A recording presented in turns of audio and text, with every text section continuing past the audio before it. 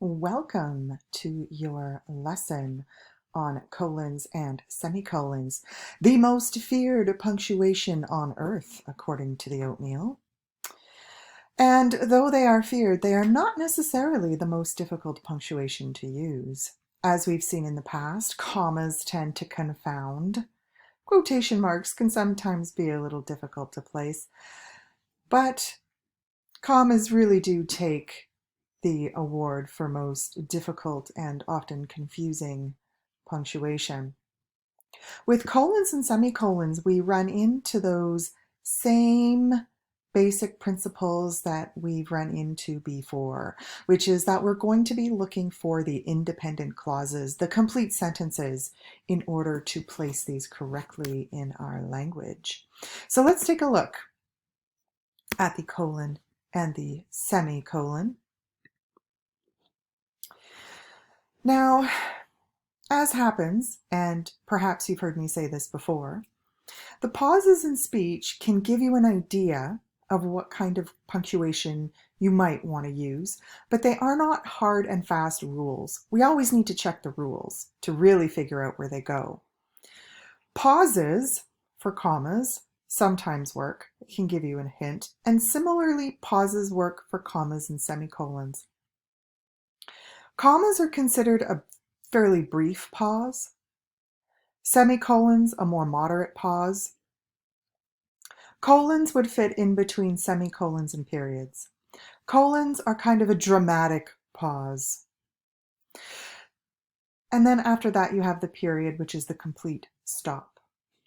So you can consider the length of pause involved if it helps you remember what you might need. However, you're still going to need to check the rules. And the rules are fairly clear for semicolons and colons. When you're using them in something like an essay, you're going to want to put a semicolon or colon in between two complete sentences. Now, you do need to have a complete sentence on either side. What's different between a semicolon and a colon is how you want the piece to be read and the relationship that exists between the two sentences. And this is really the only part that starts to get sticky. With semicolons, when you join two independent clauses, it implies that the two clauses are related or equal, and perhaps one restates the other.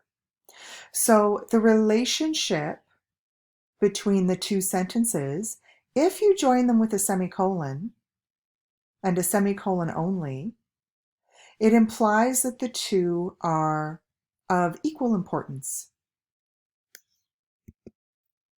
Let's take a look at these examples. Seinfeld was definitely my favorite television show during the 1990s. In fact, it's my favorite television show of all time. Here we have the semicolon joining two, we have the semicolon with a conjunction, a complex coordinating conjunction. You can take out in fact and just leave the semicolon there, and the semicolon will hold the two independent clauses together. Remember, longer sentences, independent clauses, need something more than a comma. A comma is too weak. If you only used a comma here, it would be too weak to hold them together. You would have a comma splice. You need a semicolon because it's essentially stronger glue between two complete sentences. So the first thing you're going to do to check if you need one is to find your subject and to find your verb on either side. I have a subject, Seinfeld. I have a verb, was. I have a subject, it. I have a verb, is, on both sides of that semicolon. So we know the semicolon is probably appropriate here. The conjunction being used works with it, and so the semicolon is good. In the second example, I am going to visit Anna in St. Louis next weekend, semicolon. We'll get to see the Arch, Bush Stadium, and the landing. We have a semicolon holding the two together. The second statement adds a bit more information to the first. There's no sense of drama. The statements are fairly equivalent. You can also use semicolons in a list. When you're first writing your essays, typically the ideas you might have in your introduction or in your body paragraphs are fairly short and can usually be listed with commas. However, you'll start to find that as your ideas get more complex and you start listing these complex ideas, you might want to use a semicolon in between them. Now, in simpler lists, we use semicolons to separate sets or items that already involve commas. Here we have cities and states. I have lived in Chicago, Illinois, Kansas City, Missouri, and Omaha, Nebraska. Because we don't want the reader to be confused by yet another comma, we use a semicolon between these. Similarly here, the sweaters I bought today were purple, blue, and green, yellow, white, and red, and pink, black, and gray. Without that semicolon, we'd probably be pretty confused about how many sweaters this person actually purchased. Did they purchase 9? Did they purchase 6? Did they purchase 3? Putting the semicolon in takes away any confusion. Similarly, with long ideas. If you're listing long ideas in an essay or a paper, and some of those ideas have commas in them, you definitely will need a semicolon. It's hard to provide an example in that case, but typically you'll know it when you start to write. And of course, if there's any questions, please just bring them to me. More bad grammar humor. Okay, colons. Most people are very aware of how to use colons in a list, but less familiar with introducing a quote or joining two complete sentences. So let's take a look quickly at items in a list after a colon. You're going to use a colon after a complete sentence, after an independent clause, when you're introducing a list, like the example on the screen.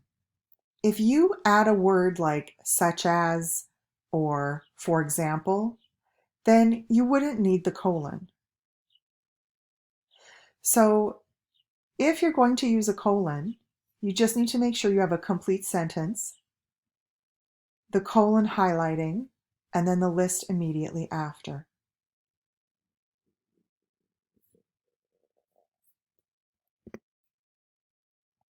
You can also use a colon after an independent clause when introducing a quotation. Often when we're writing academic papers here in college, we're looking for different ways of introducing quotes other than just the author said, Johnson remarks, Phillips argues. We always need some kind of introduction or introductory phrase before a quote. Some people find it easier to use a sentence, a colon, and then their quote because that little intro phrase just doesn't work, or perhaps you're just making a style choice and want to mix it up a bit. This is basically what it looks like when it's done properly. My teacher's remark on my final essay was very complimentary, colon. This essay coherently analyzes musical trends of the late 20th century. So try that sometime if you get exhausted by the intro phrase. The other time you're going to want to use a colon is between two independent clauses when you want to emphasize the second clause. For example, I don't understand why everyone shops at that store. Everything there is so expensive. The colon implies that what comes after that colon is important and should be emphasized.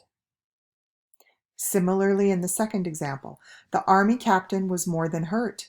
He died. So there's drama after. Sometimes we use semicolons when we need to use colons, and we use colons when really we need a semicolon. So your job, stylistically, is to suss out your true meaning and to use the appropriate colon or semicolon. Now, sometimes you'll use a semicolon and you'll get really excited because you've used them correctly. However, semicolons and colons as well should be used sparingly.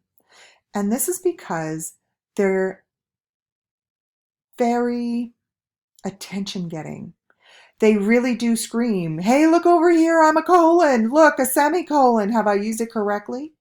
And if you don't want to call attention to that piece of writing, you should really avoid it. So you have to be fairly confident when you use them, first of all.